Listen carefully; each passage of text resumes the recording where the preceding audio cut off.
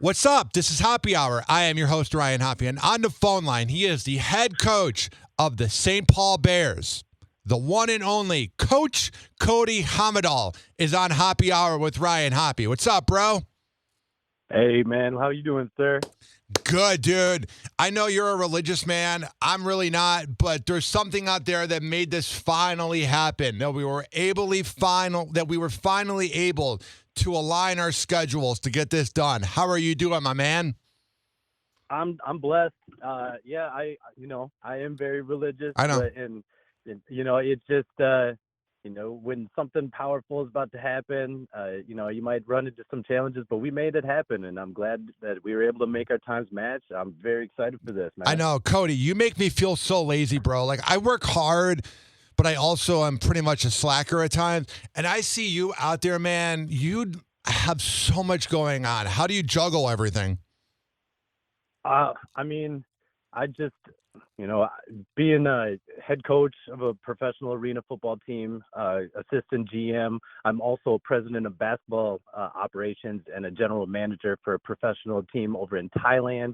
Oh, wow. Going to school, college full time, two Where at? full-time jobs. So over in Thailand or college? Where you going to school? Oh, Southern New Hampshire University, just online. Nice, man. Full-time. Look at you. Yep. How old are you? I'm 34. Damn, I love that millennials are not aging. Not that 34 is old. I'm 31 going on 32 in less than 2 months. And it really is crazy how, like, I feel like our generation has to work harder for what we want than the previous generation. It's something I harp on a lot on this show. But to me, I feel like when we reach what we want, because I have a feeling, I'm going to say this right now, Cody. With your work ethic, someday you're going to be the coach of the Vikings. I promise you. I was thinking about it the other day because I've interviewed, I used to hang out with Bert Kreischer before he got famous. I'm not going to name drop the comedians I've hung out with, but I've hung around people that have made it big. And you, my friend, have the make it big energy. I appreciate that, man.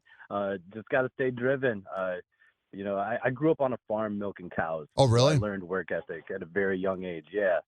And, I just carried that work ethic. Work doesn't stop at a certain time. It's done when it's done type of thing. And so I just,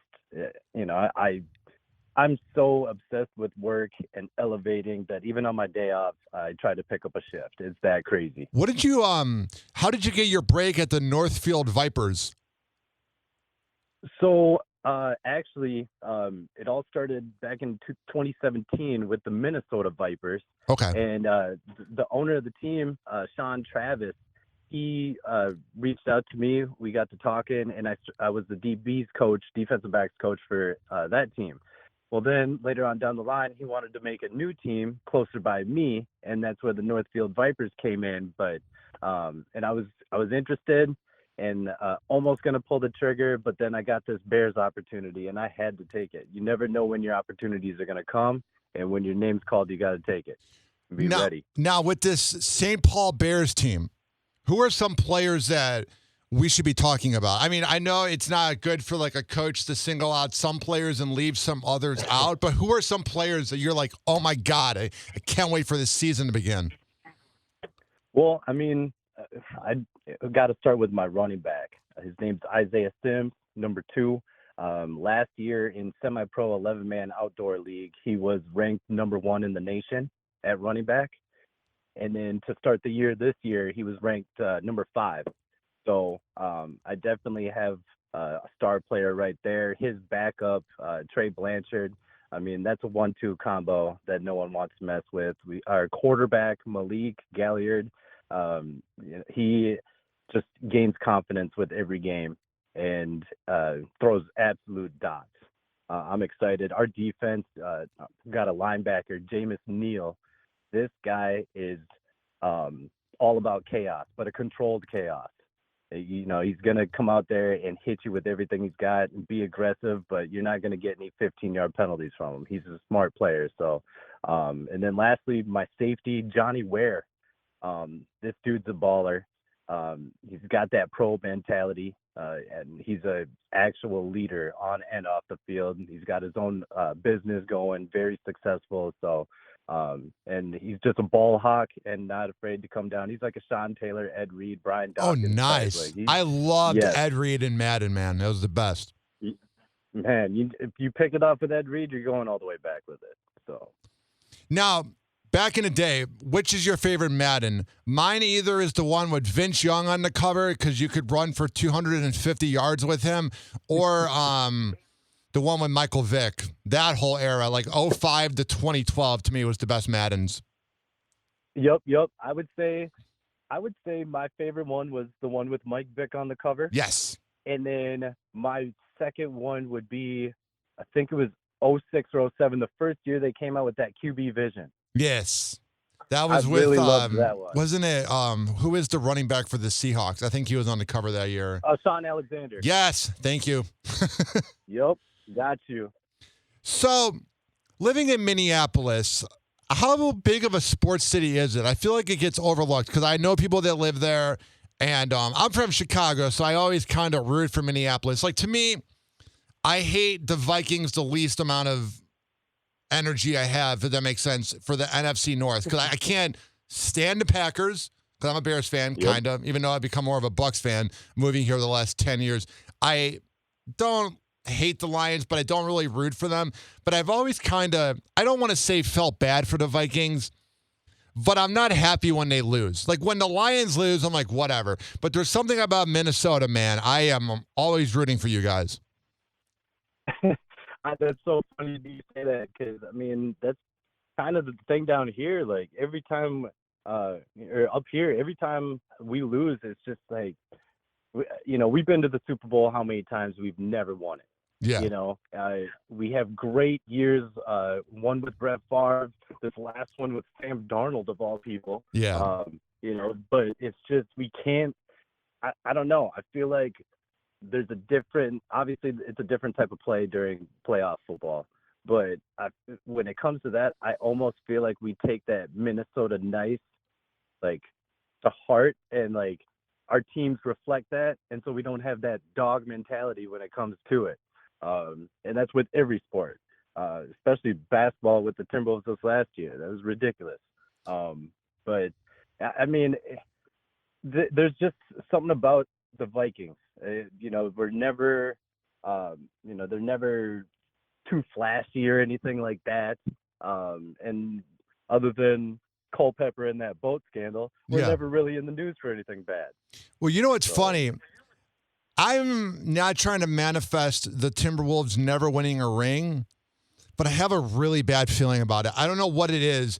I think Anthony Edwards really needs to grow up a little bit because I love the NBA. That's my number one sport. NFL, I know enough about to talk, but NBA, I can really talk about it.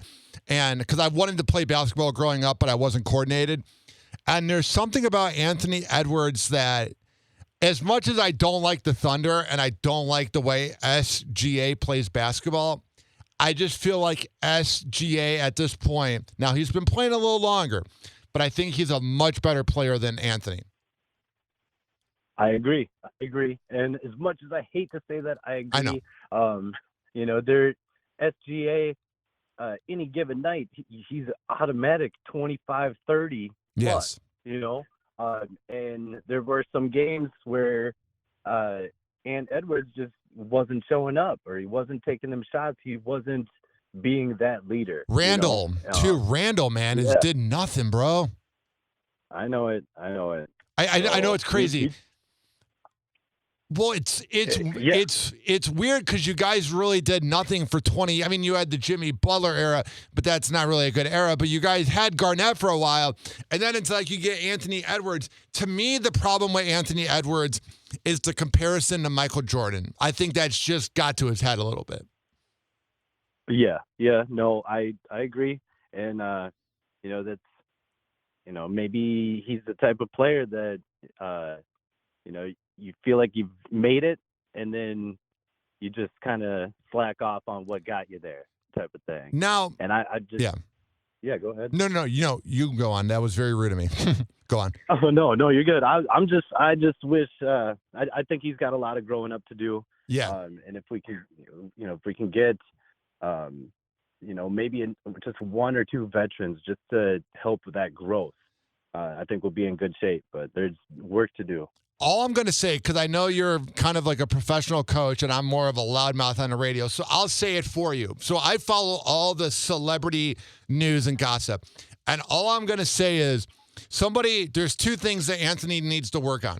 He needs to work on who he dates, and he needs to work on not swearing, because the amount of he's given up like $90,000 for fines. That's still $90,000. And I'm afraid I don't want him to go broke. And I'm not saying that he's going to go broke, but he just can't stop swearing, dude. And I'm like, it's not even that cool. Like, it's not 2007. Like, when he's like, yeah, we effing did this and that. Oops, my bad. I'm like, someone just needs to get into Anthony's corner and just almost like a sage or somebody professional and be like, watch who you date and don't swear. Yeah. Yeah. I mean, it's not a good look. I know. And it just, it's not a good, a lot of kids look up to him. And, I just feel like he could be a better role model to kids. Just thinking about the kids more than anything, like just cut the swearing, Yeah. Up here in Minnesota, we, I don't know I feel like if you swear or anything like that, people look at you a certain way and Minnesota, nice. look down on you. Yeah. So, there's definitely, a bunch of words in our vocabulary that we could use in substitute. So I agree with that 100%. He definitely needs someone there in his corner. 3. Now, I'm curious about this. Whenever I've gotten a radio internship or a radio job, a lot of times it's on Indeed or it's people you know. You've had a wide range of jobs. You're a basketball GM, you're a coach, you're a mentor, you're a minister. How do you get all these gigs, my man? Well, it's weird, but when I got my start coaching semi-pro football, I was just up late one night. It was like 2:00 in the morning. I was on Craigslist. That's how far back it was. We were still using Craigslist. And I just refreshed the page, and the first thing that came up, posted 12 minutes prior, was a defensive backs coach for the Minnesota Vipers. I emailed right away, and I got an email right away, and it turns out that the owner was working overnight, and I just caught him on his lunch break. So, after talking a couple more hours through his shift, by 8 a.m., I had gotten that job. Fast forward to now, with the St. Paul Bears, football team, the ownership, the owner group, they're amazing. They're really loyal, and they recognize hard work when they see it. And so I showed them what I could do at the head coach level. I got the role as assistant GM. And then that same group decided to buy this basketball team over in Thailand. And as soon as they did that, they called me and they're like, hey, we just made this move. Would you be interested in helping us build and run this team? I'm like, yeah, let's do it. And it's just, obviously you need to have the knowledge, but I love telling people it's not what you know, it's who you know. Anywhere I go, I try to, be respectful to everybody I meet, because you never know who you're going to meet. You know what I'm saying? So that just the connections, people knowing me, knowing my work ethic, and knowing that, I'm a man that if I say I'm going to do it, I'm going to do it. If I don't know how to do it, I'll figure it out. So what are some things you have in your mind about this upcoming season with the St. Paul Bears? Like, what are some visions you have of how the season's going to go? Well, I do, part of my morning routine, I do a meditation and visualization, and just try to manifest my future. Me too. Yeah. First and foremost, I just want this season to be a success. I want us to be able to start it the season and end it, and not be some of these pro arena teams that flop and fail and then are done by week 3 or something like that. I want to build this into something special.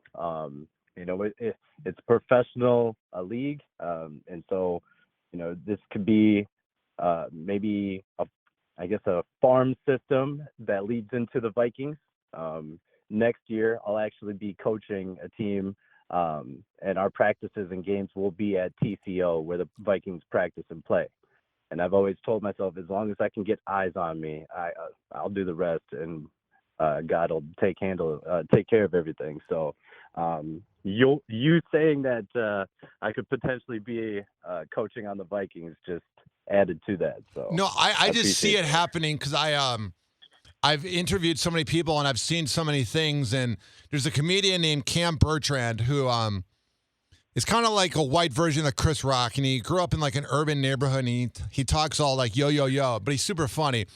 And in 2015, he was doing open mics, and he's like, I'm going to go on America's Got Talent, and I'm going to be a touring comic. And a lot of people in the Tampa Bay area talked smack about him. They were jealous. They were threatened. He went pretty far in America's Got Talent, and now he's like TikTok famous. So I've seen it. I was with Bert Kreischer on a cruise, and he said, I'm going to become famous. And I've seen it where if you have the right mindset and you have the work ethic, and you're putting in the work. I know a lot of people that gave up on their dreams because they didn't want to put in the work. I have a friend who I used to do a radio show with. God bless his heart. He might be listening. But he let his mom tell him, his mom was kind of like a Tampa version of Sofia Vergara, very much bougie, about money. She was Cuban, and that's fine. But I'm just saying, she was like, oh, don't do this. It's not worth it. Go get a job at the Apple store for $40, $30 an hour. And he was miserable. And about once a year, he'll probably call me today. He calls me drunk, and he's like, oh, I wish I went after my dreams, blah, blah, blah.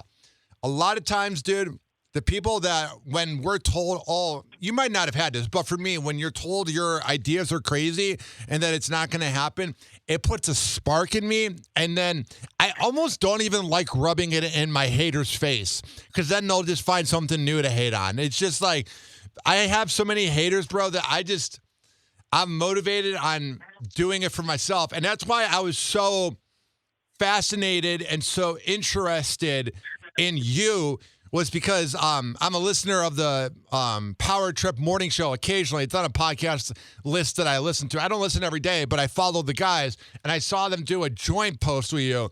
And I was like, man, this guy seems like a hustler. And then I followed you, and we're friends now. So what I'm saying is, I just see really big things happening with you, man. Because I don't interview a lot of people, but I'm telling you, Cody, I could see you being the guy that's like the defensive coordinator who helps change the Vikings, and then you get a job maybe somewhere else, or you're just too talented. And I feel like Minneapolis is kind of a small town vibe, and I feel like everyone's going to know about Coach Cody for the rest of this decade.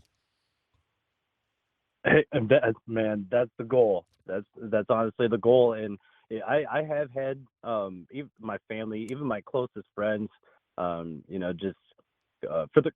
just tell me, oh, is it really worth it? Yeah, me too. Because for the first 6 years of my life, coaching the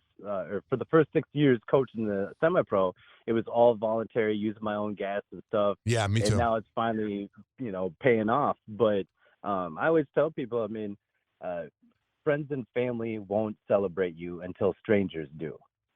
It's just facts. Your friends and family, they see you for where you are right now at this point. Everyone else sees you for where you're going. I'm telling you, that's what I focus on. There are some family members, God bless the boomer generation. There are some family members I don't talk to. I'll talk to them when I need to, but when I talk to them, they just go, how much money do you make? How much do you do? And it's just, that's what makes me so proud about being a millennial, bro, is that I'm not saying that boomers don't have a work ethic, but a lot of them, you hear the stories like, I have a family member who began as an intern, and then she was a CEO for Sears, and she's one of my closest family members.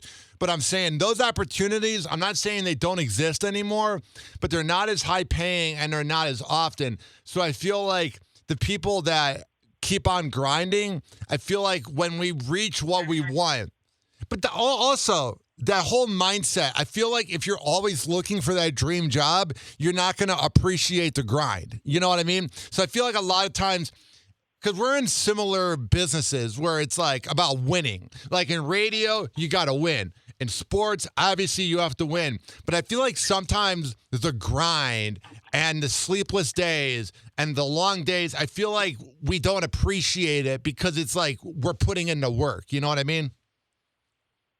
No, absolutely. And I so it's not about like it's the end goal, obviously, but like Kobe Bryant said, it's about the journey that comes with it.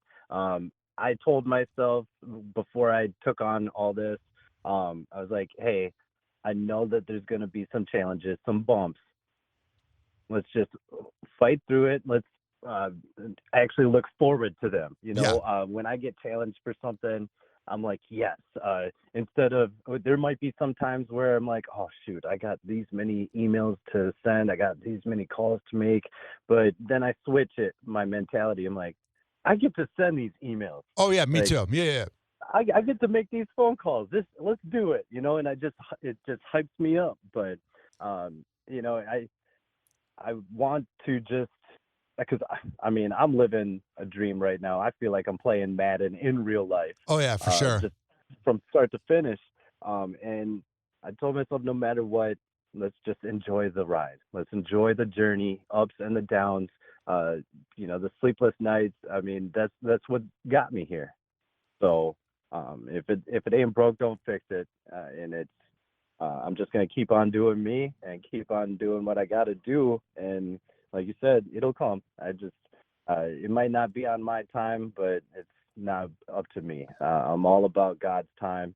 I'm all about you know He'll place people in your life for a certain reason. He'll take people out of your Oh, life for for a sure. certain reason, but it's for your greater good.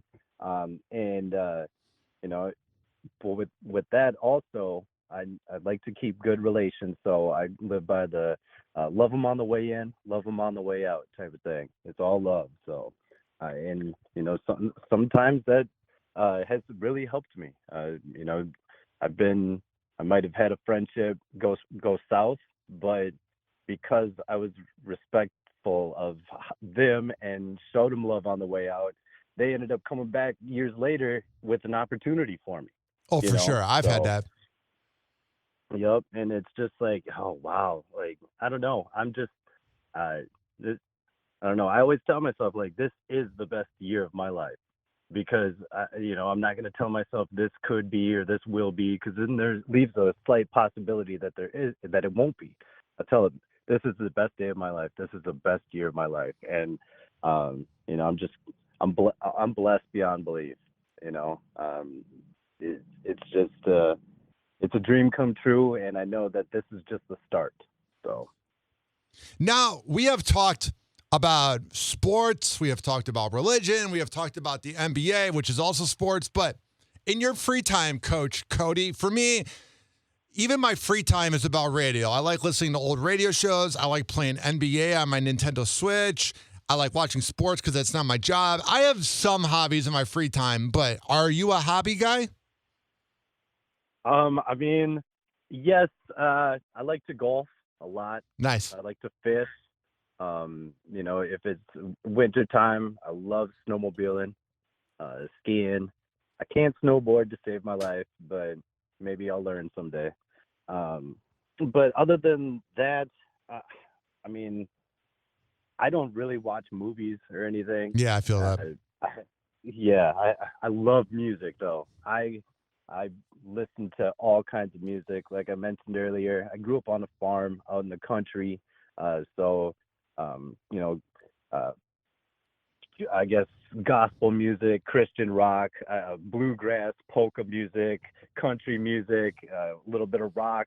My uncle introduced me to Kiss back in the day, so I really uh, listen to everything. Honestly, I think I I love music. I think I realized you had a wide, vast music interest because on your Instagram stories, one will be like a hard rock song, and then the next one's like a King Von song, and I'm like, I see you, bro.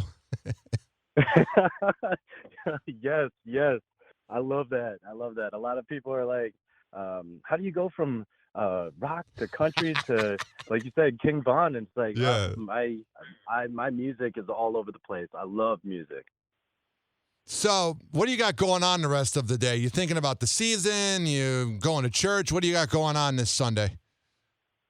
Well, I just got done with church. I Nice. volunteered to run the audio and visual for our live Oh, stream. nice. Yeah. Um, yeah, so I just got done with that. And then after we get off the phone, I'm heading up to Buffalo Wild Wings, gonna have lunch with my mom, and then I have a few more football emails to send out. I'm gonna be actually announcing our last two player signings today, and just getting everybody ready for the official start of our training camp, first Tuesday in August, August 5th.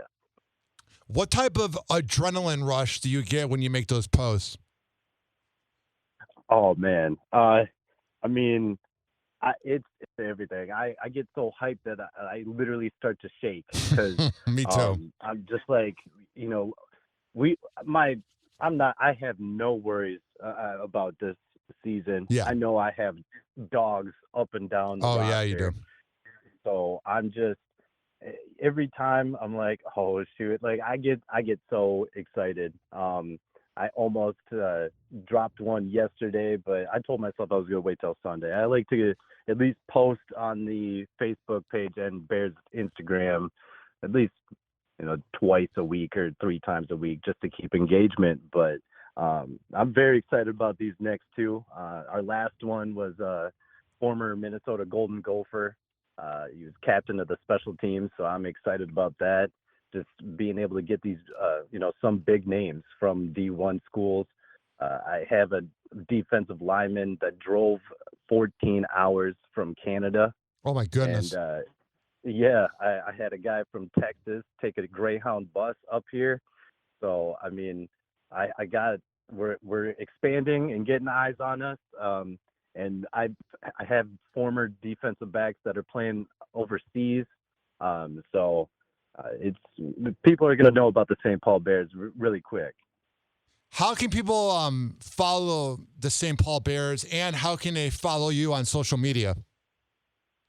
So Facebook, just St. Paul Bears, STPAUL Bears, and then same for the Instagram, and then for me it's just Cody Hommedahl, HOMMEDAHL on everything, Facebook, Instagram, I'm on X. Let's see, basically everything. They can find me.